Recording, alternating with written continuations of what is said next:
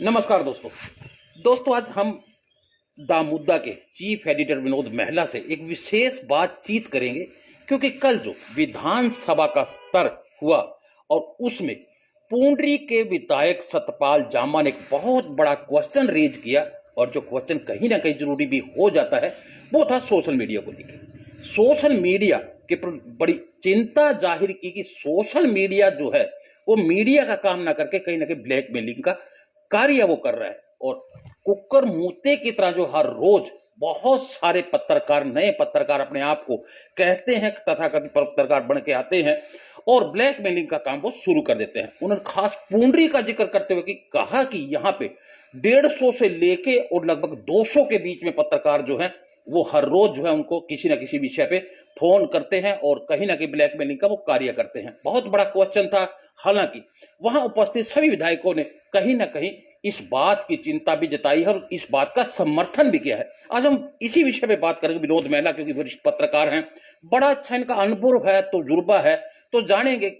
महला साहब, क्या लगता है कि ये क्वेश्चन बड़ा जरूरी हो जाता है कि ऐसे में, क्योंकि सोशल मीडिया एक बड़ा प्लेटफॉर्म बन चुका है, यहाँ तक कि बड़े चैनल भी जो हैं वो अपने छोटे सोशल मीडिया पे आ चुके हैं, तो ऐसे में ये बात कहना विधानसभा के अंदर कहाँ तक उचित है? क्या आप कैसे देखते हैं?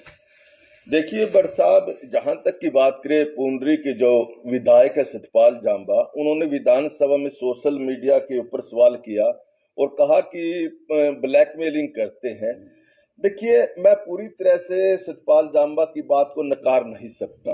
बिल्कुल सतपाल जांबा ने बहुत अच्छा सवाल वहां पर विधानसभा में उठाया है और मैं उनकी जो हिम्मत है उनकी दाद देता हूं कि उन्होंने एक बहुत बढ़िया काम और वे एक बहुत बढ़िया सवाल विधानसभा में उठाया है। जहां तक की बात करें ब्लैकमेलिंग की, हो सकता है कि कुछ पत्रकारों ने उनके साथ ब्लैकमेलिंग की है, लेकिन सारे के सारे पत्रकार ये बड़ा क्वेश्चन ऐसे नहीं होते कि सारे पत्रकार, चाहे सोशल मीडिया की बात करें या फिर प्रिंट मीडिया की बात करें या फिर इलेक्ट्रॉनिक मीडिया की बात चैनल भी आ जाते हैं उसमें। देखिए, सारे पत्रकार ब्लैकमेलिंग नहीं करते, लेकिन हो सकता है कि उनके साथ किसी पत्रकार ने ऐसा किया हो या उनके किसी साथी के साथ ऐसा किया हो और उनको जानकारी मिली हो।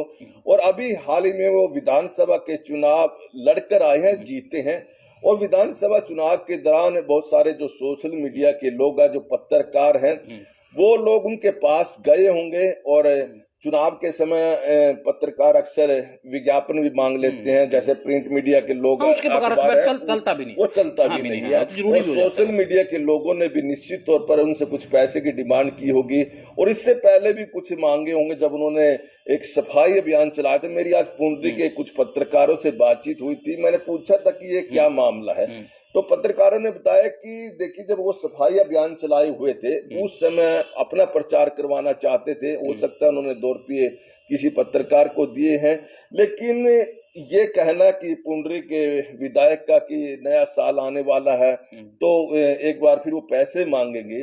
देखिए, जहां तक की बात करें, विज्ञापन के बिना ना अखबार चल सकते, न इलेक्ट्रॉनिक मीडिया चल सकता और सोशल मीडिया भी नहीं चल सकता, तो ऐसे में उन्हें सभी को बराबर नहीं मानना चाहिए था। जी देखिए, ये नहीं, देखिए बड़ा सवाल ये आ जाता है कि उन्होंने सीधे तौर पे सोशल मीडिया का टारगेट किया है। और आपको याद होगा कि पिछला जो बीजेपी का टर्न रहा है, जब खट्टर साहब मुख्यमंत्री थे, तो सरकार सोशल मीडिया के लिए एक पॉलिसी लेके आई थी। उसमें एक पैमाना बनाया गया था कि अगर इस पैमाने पे सोशल मीडिया के पत्रकार जो है खरे उतरते हैं तो उनको एग्रीडेशन दिया जाएगा या उनको मान्यता प्राप्त जो है पत्रकार मान लिया जाएगा।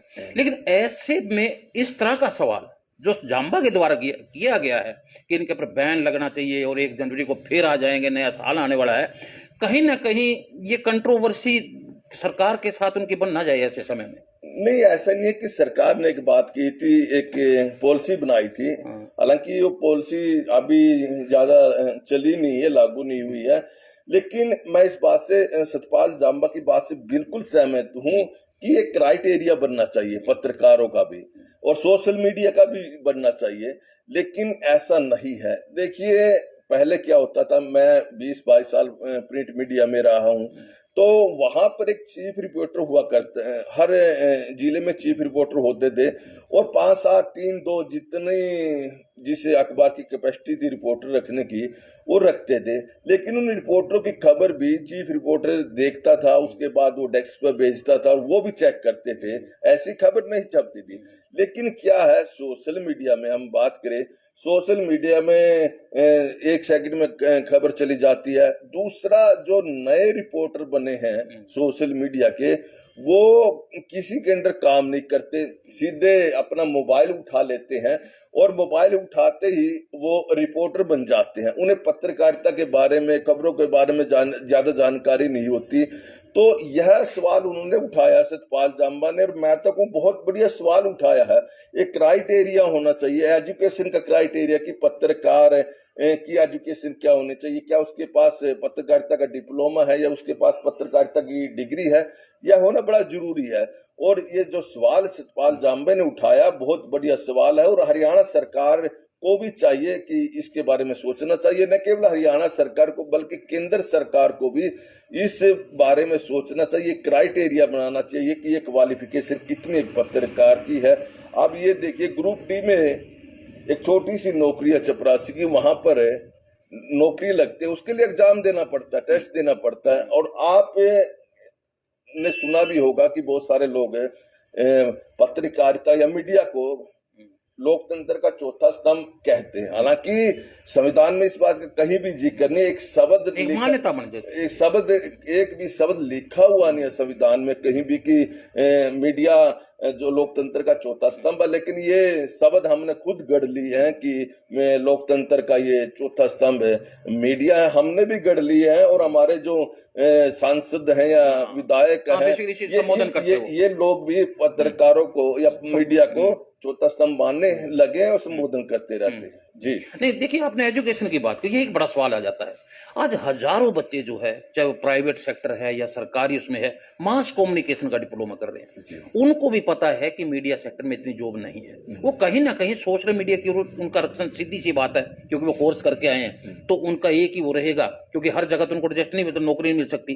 तो ये इसको रोकना बड़ी मुश्किल बात है, क्योंकि हजारों जो बच्चे मास कम्युनिकेशन का कोर्स करके आए हैं तो वो कहाँ जाएंगे? वो तो बेसिकली आएंगे सोशल मीडिया पे। आपका सवाल बड़ा वाजिब सवाल है कि मास कम्युनिकेशन करके बहुत सारे बच्चे आए हैं। बिल्कुल, वो जो बच्चे हैं मास कम्युनिकेशन करके आए हैं उनको पत्रकारिता में आना चाहिए। वो पढ़े लिखे, उन पे भी क्राइटेरिया लग जाए तो नहीं, वो तो क्राइटेरिया में आ जाएंगे ना। क्वालिफिकेशन अगर आपने कर दी, भी आपने ग्रेजुएशन विद डिप्लोमा अगर किया हुआ है तो मास कम्युनिकेशन का, या फिर डिग्री की हो, तो आएंगे उसमें। और वो पत्रकारिता के बारे में पढ़कर आएंगे, वो अच्छी पत्रकारिता कर सकेंगे।